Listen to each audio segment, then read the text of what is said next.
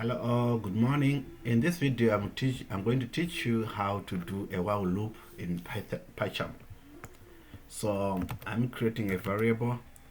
A is equal to 3, while a is less than 8. Print a. Then I have to specify the number that I want a to be increased with. So in this case, I will choose 1. A plus or minus 1.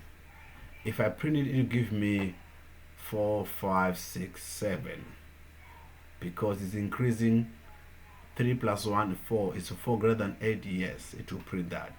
5 is 5 greater than 8? Yes, it will print that. 6 is it 6 less than 8? Yes, it will print that. 7 less than 8? It will print that. So if you notice right here, it prints from 3 all the way to 7, because all these numbers have been printed because that number, that variable, was less than 8. Thank you. That's how you do while loops in PyCharm.